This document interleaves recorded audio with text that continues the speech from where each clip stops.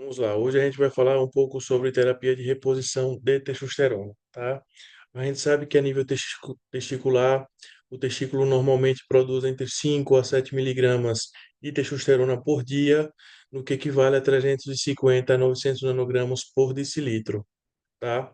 A definição de hipogonadismo masculino seria deficiência de testosterona associada a sintomas ou sinais, deficiência de espermatozoides ou ambas. Nós temos que ver critérios clínicos e laboratoriais.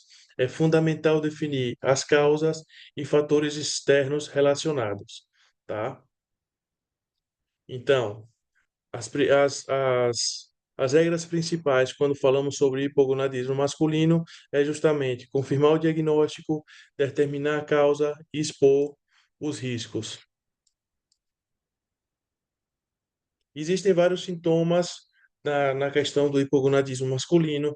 Normalmente a gente pensa que o hipogonadismo masculino só está relacionado a sintomas sexuais, tá? Mas isso é um pensamento completamente errôneo, quando na verdade, além de sintomas sexuais, a gente pode ter déficit cognitivo, tá? A gente pode ter ginecomastia, a gente pode ter desconforto a nível da glândula mamária, a gente pode ter diminuição de ereções espontâneas, a gente pode ter suadeiras, a gente pode ter diminuição da altura, a gente pode ter uma densidade mineral óssea diminuída, tá? Então tem várias questões, motivação, anedonia, a gente pode ter uma diminuição da confiança própria, uma diminuição de energia, de disposição, de motivação, de iniciação, tá? Uma diminuição na capacidade de tomada de decisão, de concentração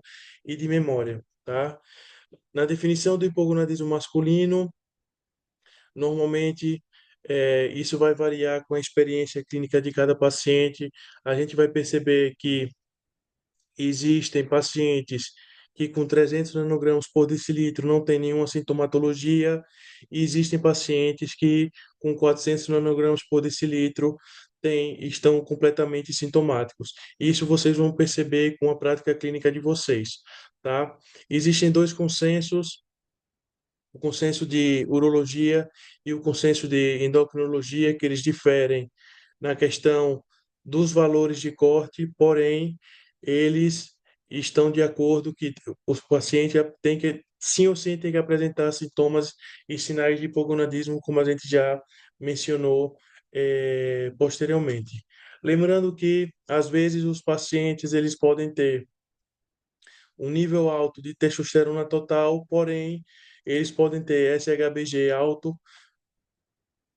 Prestar atenção em possibilidades de SHBG alto, tá? Fazendo com que a fração livre da testosterona seja menor. Quais são as situações nas quais a gente pode ver que o SHBG está alto? O próprio envelhecimento, HIV, doenças hepáticas como cirrose, hepatite, hipertireoidismo, uso de anticonvulsivantes, uso de estrogênios, tá? Polimorfismo nos genes do SHBG. Outras situações podem causar diminuição do SHBG, como a obesidade, a diabetes mellitus, uso de glucocorticoides, algumas progestinas, alguns esteroides androgênicos também, e o hipotiroidismo, logicamente, tá? Existe um questionário chamado ADAM, tá? Onde a gente vai fazer algumas perguntas para os pacientes para a gente entender se esse paciente tem sintomas, eh, digamos, de hipogonadismo masculino, tá? São 10 perguntas, certo? Se o paciente responder sim para a pergunta um, que seria, tem observado diminuição de libido? E para a pergunta 7, percebe que as ereções são menos vigorosas, já é positivo para hipogonadismo masculino. No entanto, outra possibilidade seria se o paciente responder três outras perguntas de maneira positiva ou mais. Quais são as outras perguntas? Se o paciente tem observado falta de energia, se o paciente percebe redução da força muscular, se o paciente perdeu altura, se o paciente percebeu diminuição da alegria de viver, se o paciente fica triste ou rabugento com frequência, se o paciente tem diminuído a capacidade para atividades esportivas, se o paciente sente sonolência após o jantar e se o paciente tem percebido piora no desempenho profissional, tá? Logicamente que quando a gente vai ver as causas de hipogonadismo masculino, existem fatores de confundimento que precisam ser excluídos, tá? E tratados. Quais são esses fatores? O sedentarismo, o tabagismo, o alcoolismo, a insônia, o estresse que aumenta o cortisol e, consequentemente, diminui a testosterona e a alimentação inadequada, tá? Quando falamos sobre hipogonadismo masculino, a gente vai falar de dois tipos de hipogonadismo. O hipogonadismo hipergonadotrófico, no qual o LH e o FSH estão elevados, e o hipogonadismo hipogonadotrófico, no qual o LH e o FSH estão reduzidos, tá? O hipogonadismo hipergonadotrófico, a gente vai ter algumas causas, sendo as principais varicocele, trauma, torção, criptorquidia, orquite, tá? O hipogonadismo hipogonadotrófico, a principal causa é o uso de esteroides anabolizantes androgênicos, a hiperprolactinemia, lesão isquêmica hipofisária e algumas medicações, tá? Como a gente vai, digamos, fazer o fluxograma de um paciente com hipogonadismo masculino? A primeira coisa que a gente vai fazer é colher a história e fazer o exame físico do paciente. A gente vai garantir se esse paciente apresenta sintomas e signos de deficiência de testosterona. A gente vai, logicamente que a gente vai avaliar possíveis doenças sistêmicas, uso de drogas, deficiências nutricionais que poderiam diminuir os níveis de testosterona, tá? Logo após isso, a gente vai dosar a testosterona total livre, tá? Logicamente que sempre quando a gente dosa testosterona total livre, a gente aproveita e pede LH, FSH, SHBG e o estradiol, tá? Quando a testosterona vem baixa, a gente vai confirmar repetindo o exame. Então, isso é importante. Toda vez, os consensos, eles aconselham a você repetir o exame para poder fechar o diagnóstico de hipogonadismo masculino.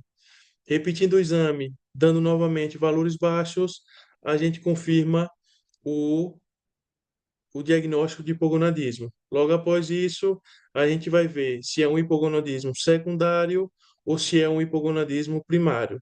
Lembrando que o hipogonadismo primário é o hipogonadismo com LH e FSH alto, enquanto que o hipogonadismo masculino secundário é o hipogonadismo com LH e FSH baixo ou normal de maneira inapropriada, tá? Uma das principais causas de hipogonadismo que estamos falando hoje em dia é justamente o hipogonadismo chamado MOSH, tá? Que é o hipogonadismo relacionado à obesidade, tá? Lembrando que na obesidade, o que acontece? A gente vai aumentar as citoquinas inflamatórias, como principalmente TNF-alfa, interleucina 6, interleucina 1 beta, tá? Isso vai levar a uma inflamação sistêmica crônica, aumentando o estresse oxidativo e os radicais livres. Esses radicais livres, eles vão aumentar a peroxidação lipídica e também vão alterar o DNA dos espermatozoides, tá? Essa alteração dos parâmetros biofuncionais dos espermatozoides vão diminuir tanto a testosterona quanto a inibina B, tá? Então, continuando ainda sobre o tecido adiposo, a leptina vai estimular o tecido adiposo. O tecido adiposo, a nível do hipotálamo, ele vai, digamos que diminuir o GNRH, a nível pituitário vai diminuir o FSH e o LH, e a nível testicular vai diminuir a testosterona e a espermatogênese, tá?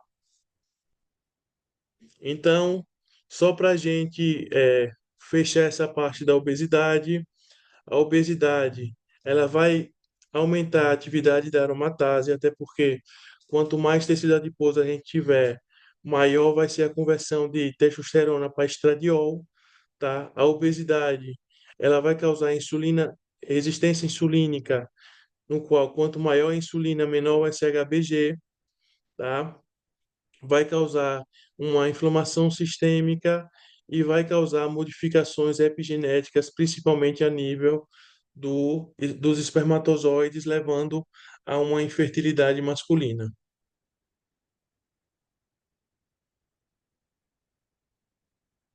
Então, mais ou menos, isso seria uma parte introdutória, tá? Sobre a terapia de reposição de testosterona.